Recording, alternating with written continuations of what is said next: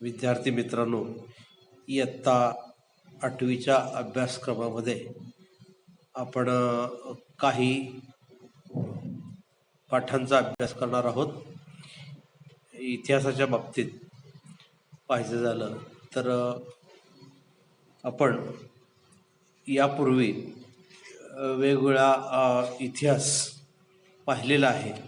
यामध्ये यापूर्वी आपण प्राचीन मध्ययुगीन भारताच्या इतिहासाच्या काही साधनांचा वगैरे अभ्यास केला.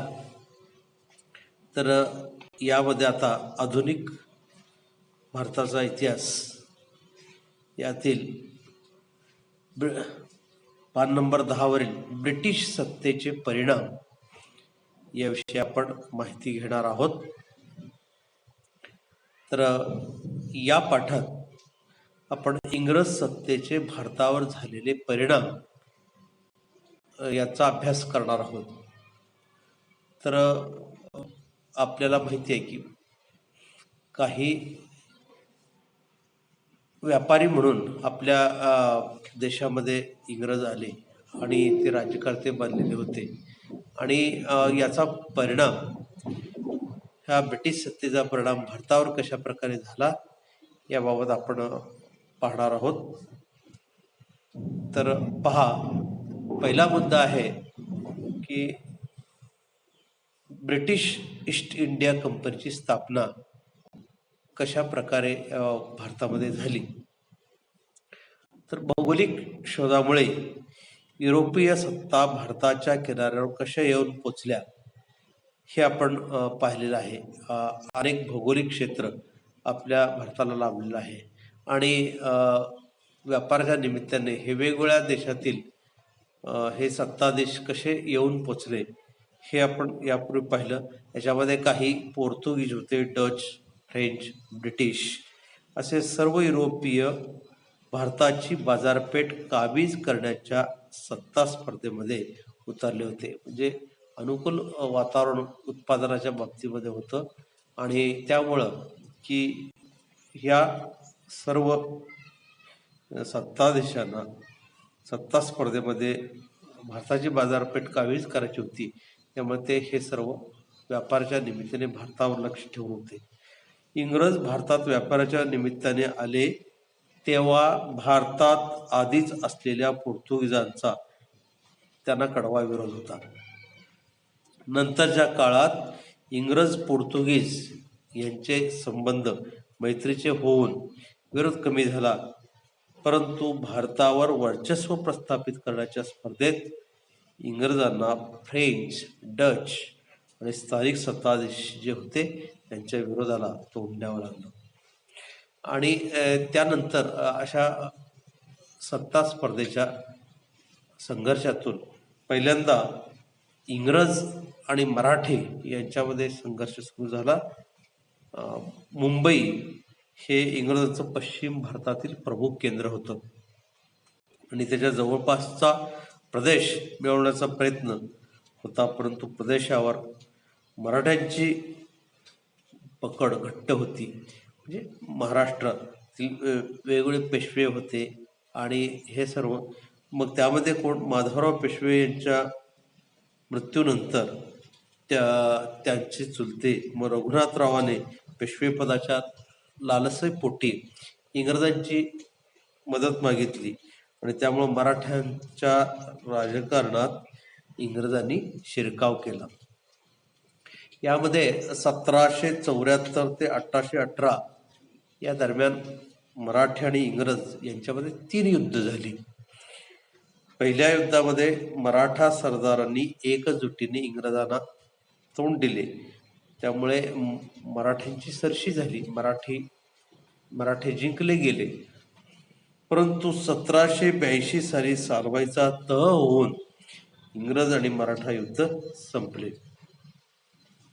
त्यानंतर तैनाती फौज 1798 मध्ये लॉर्ड वेलस्ली गव्हर्नर जनरल म्हणून भारतात आला. सर्व भारतावर इंग्रजांचे वर्चस्व प्रस्थापित करण्याचे त्याचे धोरण होते आणि त्या दृष्टिकोनातून त्यांनी अनेक भारतीय सत्ताधीशांशी तैनाती फौजेचे करार केले. भारतीय सत्ताधीश होते त्यांच्याशी बोलणी केली, करार केले. कोणकोणते तर या करारान्वये भारतीय सत्ताधीशांना इंग्रजांच्या लष्करी मदतीचे आश्वासन देण्यात आले. जे काही स्थानिक सत्ताधीश होते त्यांना आमचे इंग्रज सैन्य मदत करतील असं ह्या तैनाती फौजे आश्वासन दिलं आणि त्यासाठी काही अटी घातल्या. त्या कोणत्या बघा तर पहिलं म्हणजे भारतीय राजकर्त्यांनी त्यांच्या राज्यात इंग्रजांचे लष्कर ठेवावे.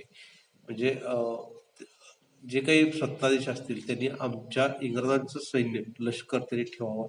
लष्कराच्या खर्चासाठी रोख रक्कम किंवा तेवढ्या उत्पन्नाचा प्रदेश कंपनीला तोडून द्यावा, म्हणजे ईस्ट इंडिया कंपनीला.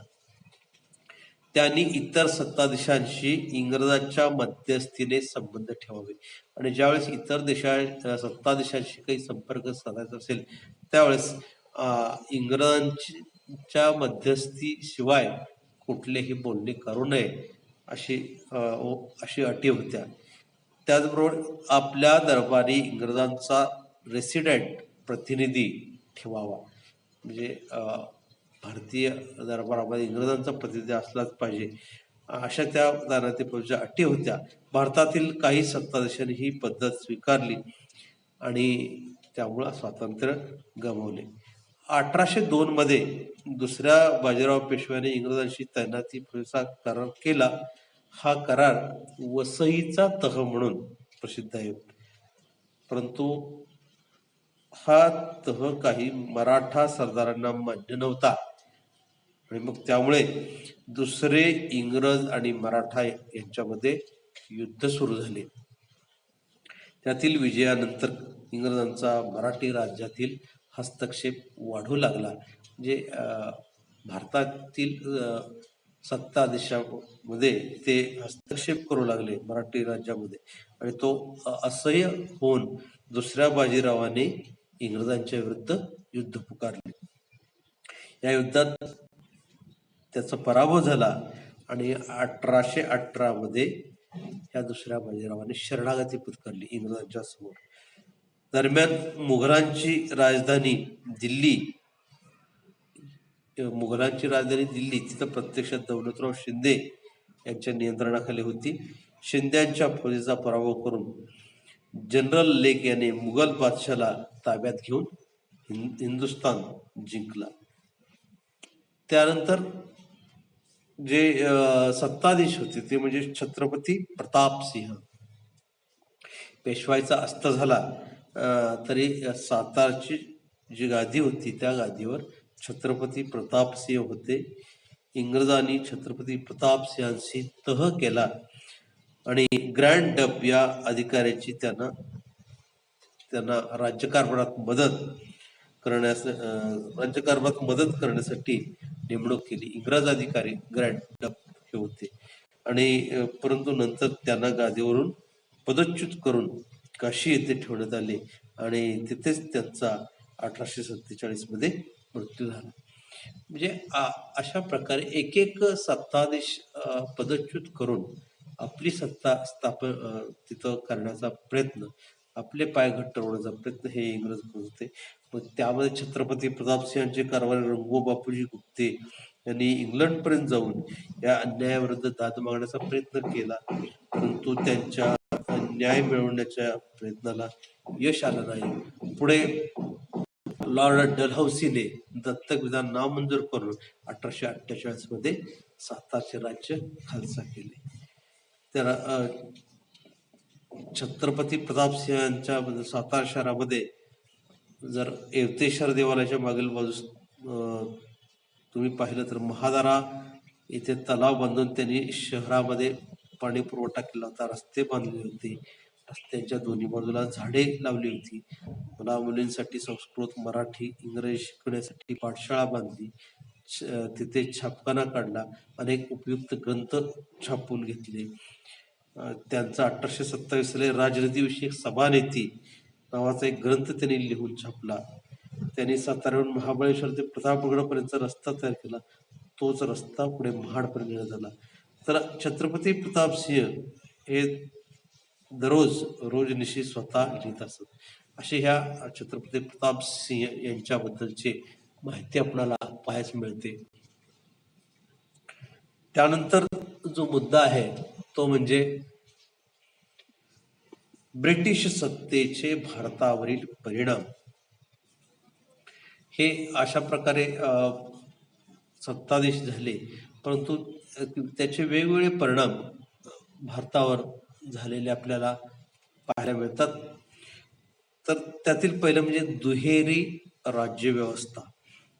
रॉबर्ट क्लाइव्हने 1765 साली बंगालमध्ये दुहेरी राज्यव्यवस्था अस्तित्वात आणली. 1765 मध्ये बंगाल प्रांतामध्ये रॉबर्ट क्लाइव्ह दुहेरी राज्यव्यवस्था म्हणजे काय की महसूल गोळा करण्याचे काम कंपनीने हाती घेतले, ईस्ट इंडिया कंपनीने हाती घेतली. तर शांतता सुव्यवस्था राखण्याचं काम हे बंगालच्या नवाबाकडे ठेवले. यालाच दुहेरी राज्यव्यवस्था असं म्हणतात. म्हणजे काही उत्पन्नाचं साधन पैसे गोळा करणे, महसूल गोळा करणे हे काम ईस्ट इंडिया कंपनी स्वतःकडे ठेवलं आणि त्या बंगालच्या नवाबाला त्या ठिकाणी शांतता सुव्यवस्था राखण्यासाठी नेमलं, म्हणजे त्याच्याकडे ती जबाबदारी सोपली.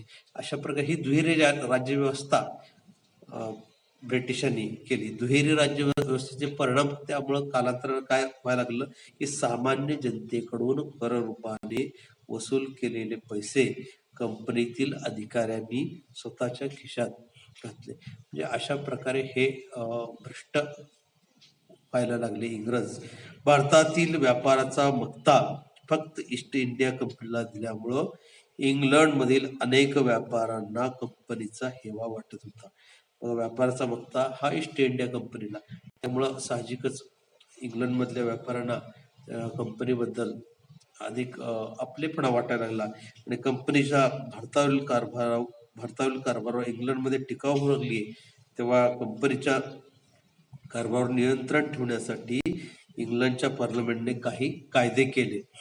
तर ते कुठले कुठले कायदे आहेत तर पार्लमेंटने केलेले कायदे, एक म्हणजे 1773च्या रेग्युलेटिंग ऍक्ट नुसार बंगालच्या गव्हर्नरला गव्हर्नर जनरल असा मुद्दा देण्यात आला. या ऍक्ट नुसार लॉर्ड वॉरन हेस्टिंग्स हा गव्हर्नर जनरल झाला व मद्रास इलाक्याच्या धोरणावर नियंत्रण ठेवण्याचा अधिकार त्याला मिळाला. त्याच्या मदतीला 4 सदस्यांची नेमणूक केली. 1784 मध्ये पीठचा भारतविषयक कायदा मंजूर झाला. तर कंपनीच्या भारतातील राज्यकारभार पार्लमेंटचे नियंत्रण ठेवण्यासाठी एक कायम स्वरूपाचं नियामक मंडळ स्थापन करण्यात आलं आणि त्या कंपनीला भारतातील राज्यकारभाराविषयी आदेश देण्यात आले. अधिकार मंडळाला दिलेले होते. 1813, 1833, 1853 मध्ये कंपनीच्या कारभारात फेरबदल करणारे कायदे पार्लमेंटने केले. अशा प्रकारे कंपनीच्या प्रशासनावर ब्रिटिश सरकारचे अप्रत्यक्षरित्या नियंत्रण अस्तित्वात आले होते. इंग्रज सत्तेच्या आगमनापाठोपाठ नवी प्रशासकीय पद्धत भारतात रूढ झाली. ते कुठले की जे आपण आजही पाहतो, मुलकी नोकरशाही. म्हणजे स्थानिक पातळीवर सारा वगैरे वसूल करणे, महसूल गोळा करणे वगैरे अशा प्रकारची तो एक भाग, त्याला मुलकी नोकरशाही. लष्कर संरक्षणासाठी असलेली व्यवस्था, पोलीस दल आणि त्याचबरोबर न्यायसंस्था हे इंग्रजांच्या भारतातील प्रशासनाचे प्रमुख आधारस्तंभ होते. तर आता ह्या प्रत्येकाबद्दल आपण माहिती घेऊया. पहिलं म्हणजे मुलकी नोकरशाही. भारतात इंग्रजांची सत्ता दृढ करण्यासाठी इंग्रजांना नोकरशाहीची गरज होती. म्हणजे स्थानिक पातळीवर आपले अधिकारी असणं हे गरजेचं होतं आणि त्यासाठी नोकर वर्ग आवश्यक होता. म्हणून लॉर्ड कॉर्नवॉलिस यांनी नोकरशाहीची निर्मिती केली. मुलकी नोकरशाही हा इंग्रजी शासनाचा महत्वाचा घटक बनला. म्हणजे खऱ्या अर्थाने उत्पन्नाचे साधन मिळवून देणारे अधिकारी नोकर हे सगळे ह्या मुलकी प्रशासनामध्ये होते. कंपनीच्या अधिकाऱ्यांनी खाजगी व्यापार करू नये असा नियम त्यांनी घालून दिला. त्यासाठी त्यांनी अधिकाऱ्यांचे पगार वाढवले. प्रशासनाच्या सोयीसाठी त्यांनी इंग्रजांच्या ताब्यातील प्रदेशांची जिल्हावार विभागणी केली. ती आजही आपण पाहतो जिल्हावार. तर त्यामध्ये जिल्ह्याचे जिल्हाधिकारी हा शासनाचा प्रमुख असे. तर आपण आजही ती व्यवस्था पाहतो. त्याच्यामध्ये महसूल गोळा करणे, न्याय देणे, शांतता सुव्यवस्था राखणे ही जबाबदारी जिल्हाधिकाऱ्यांची असे पहा. त्याचबरोबर न्याय देणे, शांतता आणि सुव्यवस्था राखणे ही जबाबदारी असते. अधिकाऱ्यांची भरती इंडियन सिव्हिल सर्व्हिस ICS या स्पर्धात्मक परीक्षेद्वारे केली जाऊ लागली. म्हणजे जे वर्ग 1चे अधिकारी आहेत वगैरे त्यांना अशा प्रकारे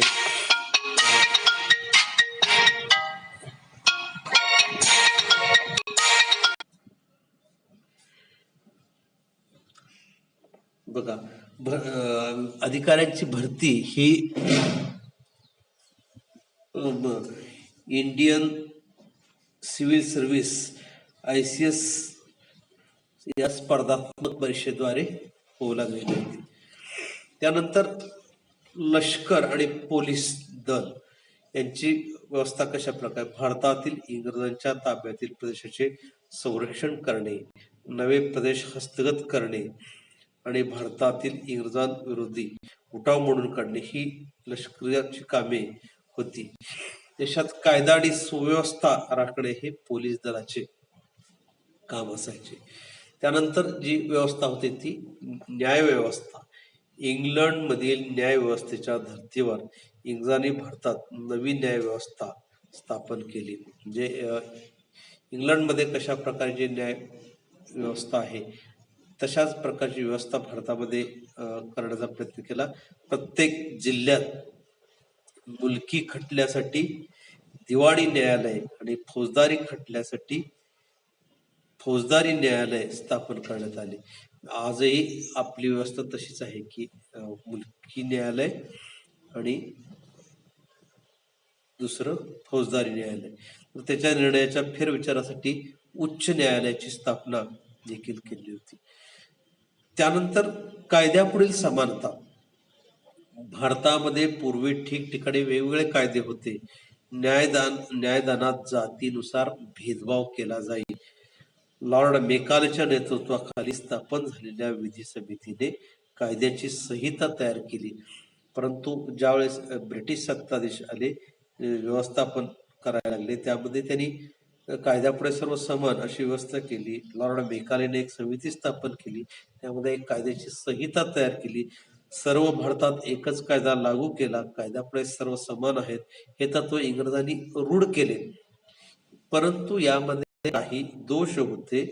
युरोपीय लोकांवर खटले चालवण्यासाठी स्वतंत्र न्यायालय आणि कायदे अस्तित्वात होते आणि भारतीय लोकांसाठी वेगळे कायदे होते. त्यामुळे हे कायदे भारतातील सामान्य लोकांना समजत नसत. न्याय ही सामान्य लोकांसाठी खर्चिक बाब होती आणि त्यामुळे काय खटले हे वर्षानुवर्षे चालत असत. त्यानंतर आहे इंग्रजांचं आर्थिक धोरण. प्राचीन काळापासून भारतामध्ये अनेक आक्रमणे होत राहिली. अनेक आक्रमक भारतामध्ये स्थायिक झाले. भारतीय संस्कृतीशी समरस झाले. अनेक राष्ट्रांनी भारतावर आक्रमण करून सत्ता काबीज करण्याचा प्रयत्न केला आणि इथल्या संस्कृती समरस झाले. त्यांनी जरी राज्य केले तरी भारताच्या अर्थव्यवस्थेमध्ये काही मूलभूत बदल केले नाहीत.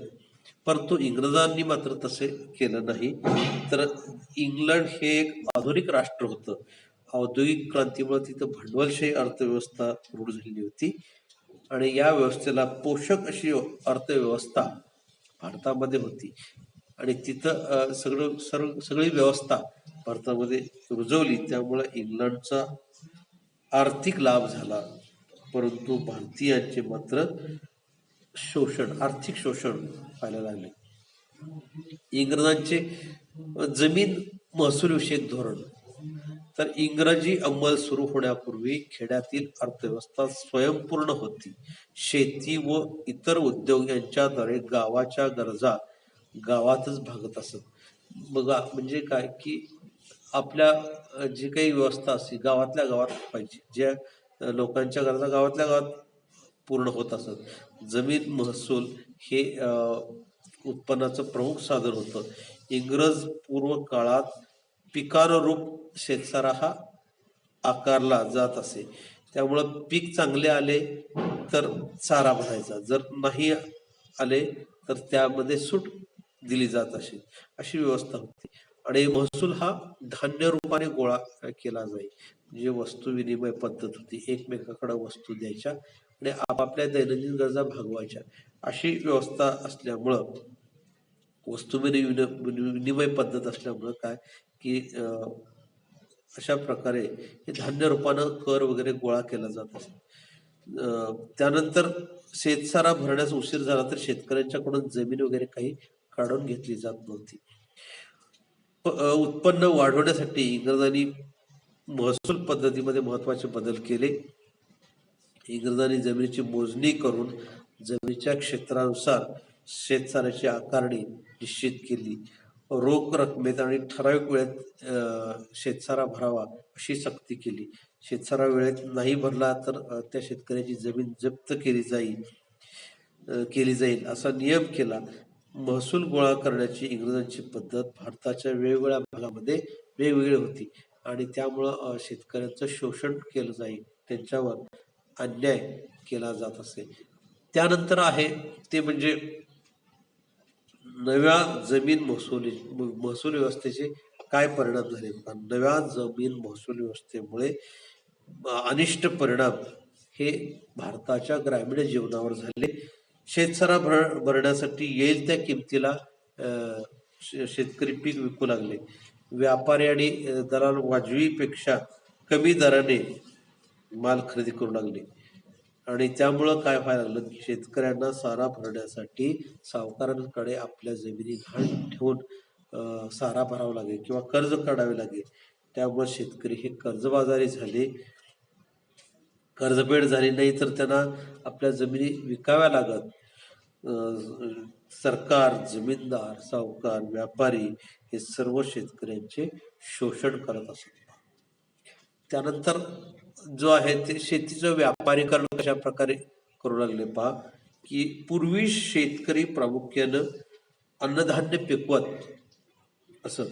हे अन्नधान्य त्यांना घरच्या वापरासाठी आणि गावाची गरज भागवण्यासाठी उपयोगी पडत.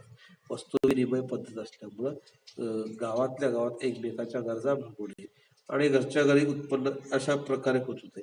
परंतु इंग्रजांनी काय केलं की नगदी पिके घ्यायला सुरुवात केली, म्हणजे उत्पन्न पैसे मिळवून देणारी जी व्यापारी पिके ती घेतली, की मध्ये कापूस, नीळ, तंबाखू, चहा इत्यादी नगदी पिकांना इंग्रज सरकार उत्तेजन देऊ लागले. अन्नधान्याच्या लागवडीपेक्षा नफा मिळवून देणारी व्यापारी पिके घेण्यावर भर दिला जाऊ लागला आणि ह्या प्रक्रियेला शेतीचे व्यापारीकरण असे म्हणतात. दुष्काळ 1860 ते 1900 या काळात भारतात मोठे दुष्काळ पडले, परंतु इंग्रज राज्यकर्त्यांनी दुष्काळ निवारणासाठी प्रयत्न केले नाहीत. तसेच पाणी पुरवठ्याच्या योजनांवर देखील फारसा खर्च केला नाही. अशा प्रकारे हे परिणाम आतापर्यंत ह्या इंग्रज सत्तेचे भारतावर झालेले आपल्याला पाहायला मिळतात. आणखीन अनेक उद्योगधंद्याच्या बाबतीत, वाहतूक दळणवळणाच्या बाबतीत कसे परिणाम झाले याचा अभ्यास आपण नंतरच्या तासामध्ये पाहूया.